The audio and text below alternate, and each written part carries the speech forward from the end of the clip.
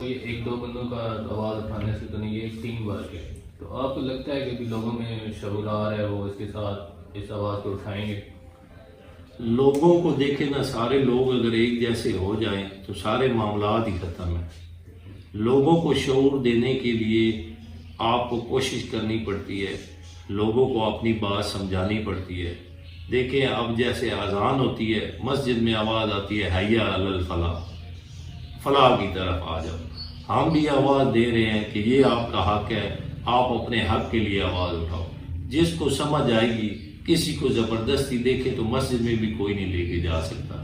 ٹھیک ہے، اسی طرح ہم بھی چاہتے ہیں کہ ہم لوگوں کو ان کے جو بنیادی حقوق ہیں وہ ہم پیغام پہنچائیں. اگر وہ ہمارے ساتھ اکٹھا ہوں گے، تحریک تبھی کامیاب ہوتی ہے. تحریک میں ٹائم لگتا ہے، لوگوں کو آگاہی دینی پڑتی ہے. لوگ اگر اپنے حق کے لیے نکل پڑے تو کوئی مسئلہ نہیں ہے کہ یہ ممکن نہیں ہے.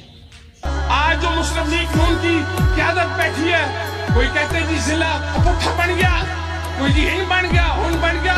الحمدللہ ان کی مضبوط کنکریٹ کی بنیاد پر یہ ضلع بنا ہے. کسی کے اندر جرأت نہیں ہے جو اس ضلع کی طرف میلی آنکھ سے دیکھے گا، ہم ان کی آنکھیں نکالیں گے. اور جو اس کے اوپر انگلی اٹھائے گا، اس انگلی کو کاٹ دیا جائے گا. یہ مزدوروں کی محنت ہے اس کے پیچھے، ایک عام آدمی کی سوچ ہے اس ضلع کے پیچھے. اور اس ضلع کو اللہ کے فضل و کرم سے پنجاب کے بہترین اضلاع میں ہم اس کو شمار کریں گے. آپ کی محنت اور آپ کی سپورٹ ہوگی تو انشاءاللہ العظیم یہ ایک بہترین مثالی ضلع بنے گا. السلام علیکم جی، میں جی ملک سرفراز کر رہا ہوں. جیسا کہ میرا آج بہت بڑا پیغام تھا، صبح 2 گھنٹے میں نے اس چیز پہ وقف کیے ہیں اور میرے دوستوں نے وقف کیے ہیں کہ ہماری تاریخ صرف ضلع بناؤ مقصد کے لیے ہے.